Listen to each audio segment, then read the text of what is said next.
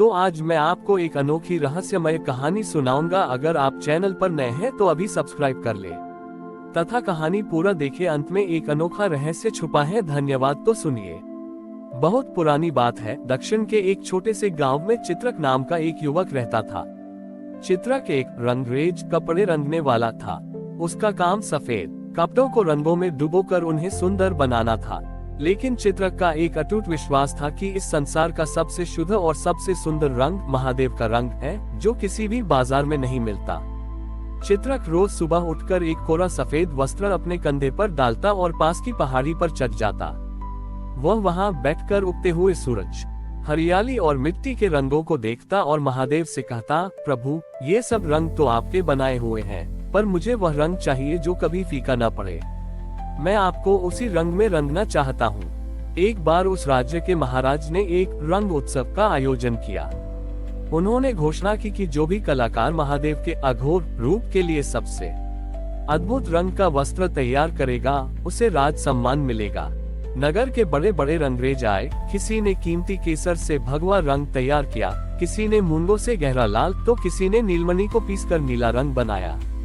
चित्रक भी वहां पहुंचा, पर उसके पास कोई रंग नहीं था। वह केवल एक सादा सफेद सूती वस्त्र लेकर खड़ा था। महाराज ने उपहास करते हुए पूछा, चित्रक, तुम क्या खाली हाथ आए हो? क्या तुम इस सफेद वस्त्र को ही महादेव का रंग कहते हो? चित्रक ने विनम्रता से कहा, महाराज, महादेव शून्य है। वे उस रंग में बसते हैं जो दिखाई नहीं देता। मुझे थोड़ा समय दीजिए, मैं इसे यहीं सबके सामने रंगूंगा। चित्रक ने एक मिट्टी का बड़ा पात्र लिया और उसमें केवल स्वच्छ जल भरा। उसने अपनी आंखें बंद की और महादेव के उस रूप का ध्यान किया जब उन्होंने विष का पान किया था। वह त्याग और करुणा का क्षण। चित्रक के मन में उठने वाले श्रद्धा के भाव इतने प्रबल थे कि उसकी आंखों से प्रेम के अश्रु उस जल के पात्र में गिरने लगे। उसने वह सफेद वस्त्र उस सादे जल में डुबो दिया। लोग हंसने लगे, जल से कहीं रंग चढ़ता है। लेकिन जैसे ही चित्रक ने वह वस्त्र बाहर निकाला, पूरा दरबार एक दिव्य प्रकाश से भर गया। वह वस्त्र न तो लाल था, न पीला, न नीला। वह राख, भस्म और चंद्रमा की चांदनी के मिश्रण जैसा एक पारदर्शी और चमकीला रंग बन चुका था। एक ऐसा रंग जिसे आज तक किसी ने नहीं देखा था। तभी सभा के बीचों बीच एक तेजस्वी सन्यासी प्रकट हुए। उन्होंने वह वस्त्र अपने कंधे पर रखा और देखते ही देखते वे साक्षात नीलकंठ महादेव के रूप में परिवर्तित हो गए। पूरा भवन ओम नमः शिवाय की गूंज से भर उठा। महादेव बोले, चित्रक, संसार मुझे बाहरी रंगों से सजाना चाहता है, पर तुमने मुझे भावों के रंग में रंगा है। जो रंग पसीने और आंसुओं से नहीं, बल्कि आत्मीयता के जल से बनता है, वही मुझे प्रिय है। ये वस्त्र अब कभी मैला नहीं होगा, क्योंकि इसमें तुम्हारी निष्ठा का रंग है। महादेव ने चित्रक को वरदान दिया कि उसके हाथ से रंगा हुआ हर वस्त्र पहनने वाले को शांति प्रदान करेगा।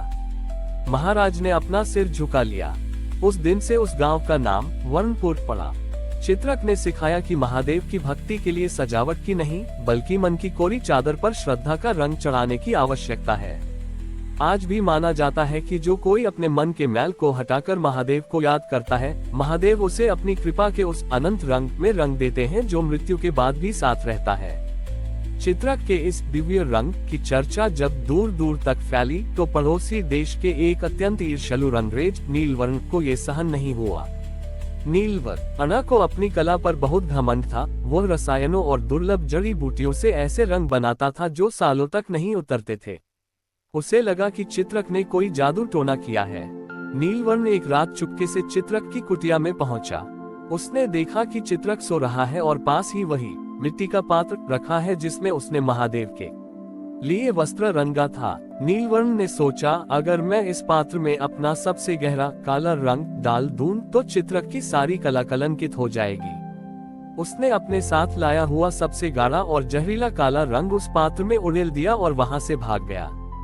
अगली सुबह जब चित्रक उठा और उसने पूजा के लिए पात्र की ओर देखा, तो वह पानी पूरी तरह काला और स्याह हो चुका था। चित्रक समझ गया कि यह किसी की ईर्ष्या का काम है, लेकिन वह क्रोधित नहीं हुआ।